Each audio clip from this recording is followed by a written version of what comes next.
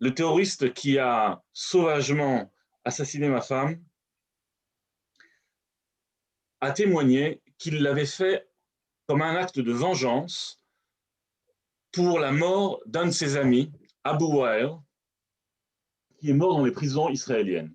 Alors, il faut savoir que cet Abu Wael, il était en prison il a été condamné à 6 peines de prison à perpétuité pour des assassinats dont il s'est lui-même, qu'il avait lui-même exécuté.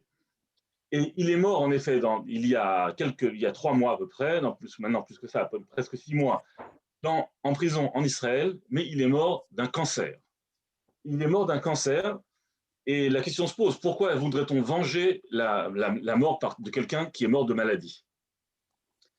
Il est mort d'un cancer, mais pendant sa maladie et immédiatement après également, il a été présenté par l'autorité palestinienne par le biais de ses organes de presse comme étant un martyr qui subissait dans les prisons israéliennes des expérimentations médicales et qu'il ne recevait pas les traitements nécessaires à sa condition médicale, etc. etc. C'est une réelle calomnie moyenâgeuse qui est bien évidemment totalement fausse et j'ai vérifié ça avec beaucoup d'attention. Cet Abu Waer a reçu des traitements médicaux complets, comprenant radiothérapie, chirurgie, traitements médicamenteux, etc., bien au-delà de ce que même un Israélien reçoit de l'assurance maladie normale s'il n'a pas d'assurance complémentaire. Et tous ces traitements lui ont été octroyés et donnés quand il était en prison, bien évidemment aux frais d'Israël et des contribuables israéliens. Il n'est pas le seul qui soit présenté comme étant un martyr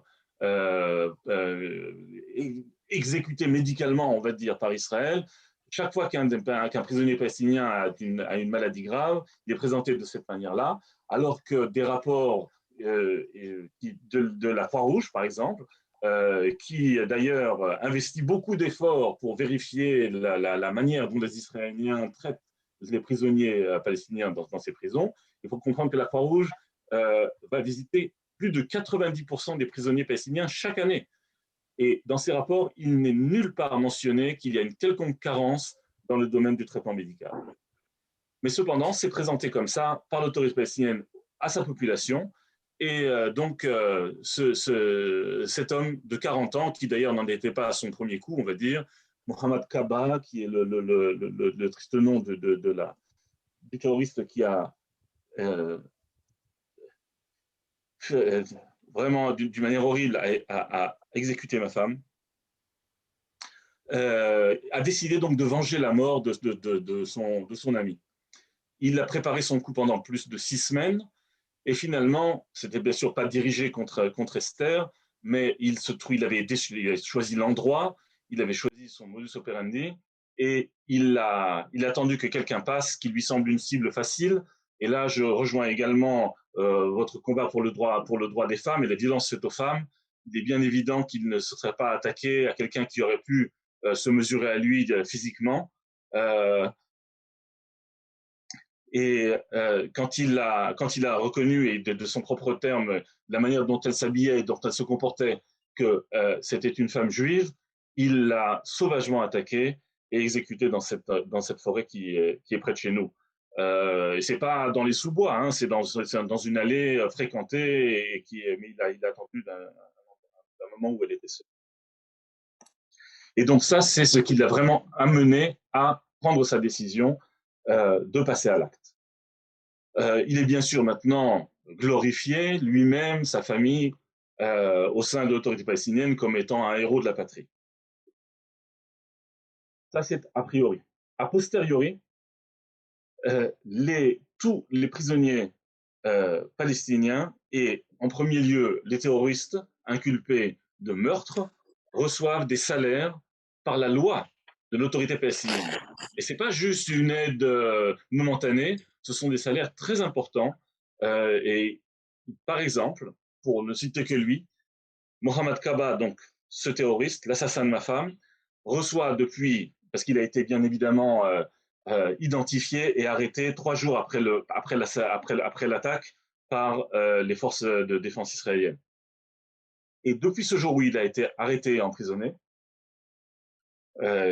lui, sa famille, reçoivent un salaire qui s'élève à plus de 1000 euros. 1000 euros par mois, ce qui représente le double de ce que reçoivent, par exemple, les professeurs des écoles dans l'autorité palestinienne. Et il y a un barème que je peux vous présenter ici. Ce barème va donc par l'ancienneté. Et pour vous donner juste un autre exemple, deux terroristes qui sont en Israël en purge également des peines à perpétuité, Amjad Awad et Hakim Awad, ont assassiné sauvagement, il y a presque exactement 10 ans, jour pour jour, la famille Fogel. Ruth et Ehud Fogel et leurs 3 enfants, Yoav, Elad et Hadas, âgés de 3 mois.